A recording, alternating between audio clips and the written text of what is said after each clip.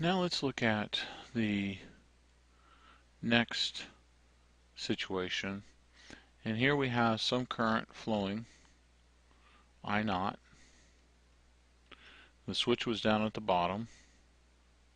And now we flip the switch up. So the inductor is going to want to continue that current flow.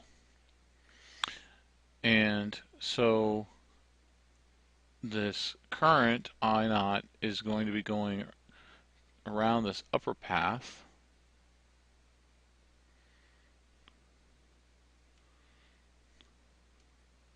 like so. So let's start by looking at Faraday's law. Again, that's the integral of the electric field dot differential length, and that's equal to L times I function of t over dt. So the only potential that I have here is through this resistor,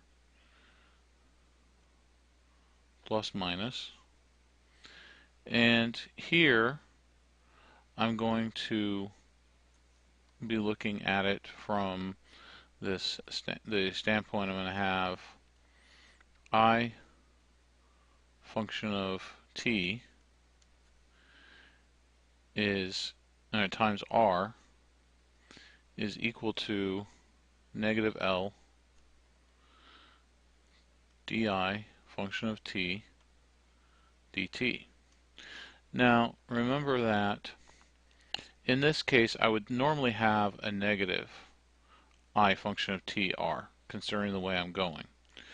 But we're assuming that the current flowing in this direction is going to be decreasing, and since the current is a rate, I'm actually using that idea, and since it's decreasing, the negative I function of t would make that a positive I function of t. And in the last example for the charging, I had this as a positive L di function of t over dt, but now because the inductor is trying to aid the current, it's going to be in the opposite direction, so I have a negative L there. So now I have the function L differential current function of time dt plus I function of t times r equals 0. I'm going to bring L through.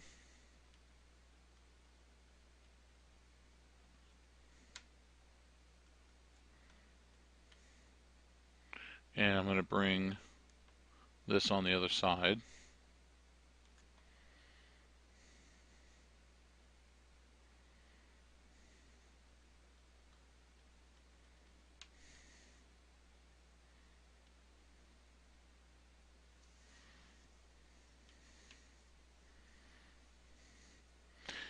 And now I can separate my variables. I'm going to leave the negative sign here on this right-hand side. So now I'm going to have di function of t over I function of t is equal to negative r over L dt. Now I can do my integral, and I'm going to start with a current of I naught, and I want to go to I function of t.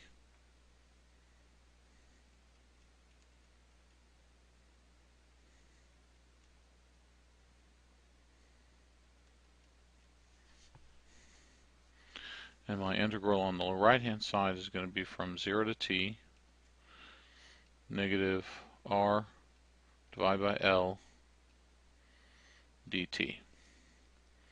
Do my integration. This is actually a fairly simple integration. So I'm going to have natural log I function of t to my limits I naught to I function of t, and this is just going to be negative R over L times t, with my limits from 0 to t.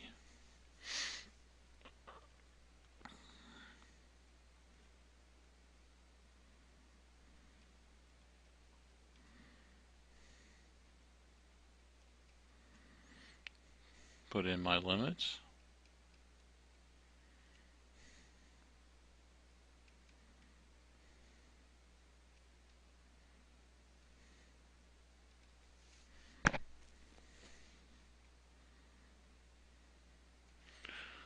Simplify my natural log.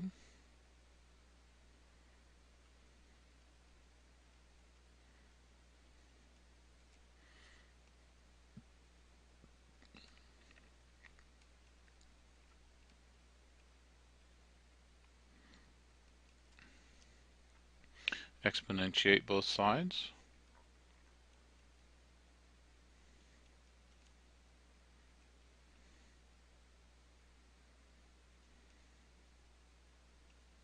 Rearrange this function, or these terms, to something we're used to. And now I get I function of t is equal to I naught e to the negative t over LC. Or L over R. So this is our discharge function, and if you notice, we could have gotten this from our charging function. That was I function of t is equal to I max minus I max minus I naught e to the negative t over L divided by R. And all I'd have to do is make I max